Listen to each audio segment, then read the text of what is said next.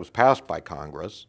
And now the focus is on the remaining issues in the TPP negotiations.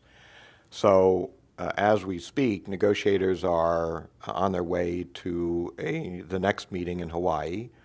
They are keenly focused on the issues, the remaining outstanding issues that are in these negotiations. And those issues fall into two buckets.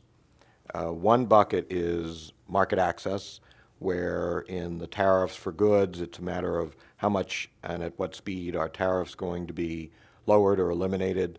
And in services, it's also a matter of how do financial services organizations or telecommunications services organizations, what are the market access dimensions that our providers are going to have to other countries and vice versa. So there's the market access piece, and then rules, where the TPP is creating new sets of rules in areas we've never negotiated before. So for example, state-owned enterprises or supply chain matters, as well as extending rules in important areas like labor standards or intellectual property, so that there's a wide variety. So there are a number of outstanding issues there that negotiators will be meeting on later this week and into next week in Hawaii, and seeking to work on those and resolve them.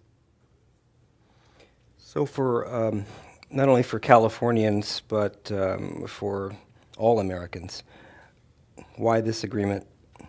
Why now?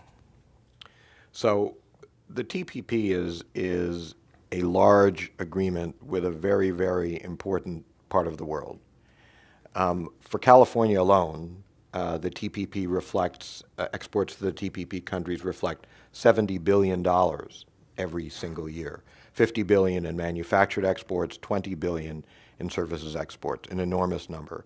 1.8 million jobs directly related to that just in this state alone. 42% of all of California's exports go to TPP countries.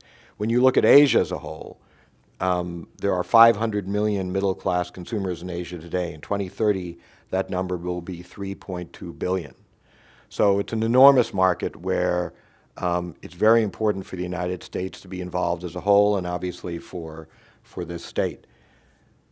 The other piece of that is the importance of new rules, so that we are bringing a rules-based trading system so that our exporters and our producers and our farmers and ranchers and growers can participate on a level playing field around the world, and particularly in this case, in Asia.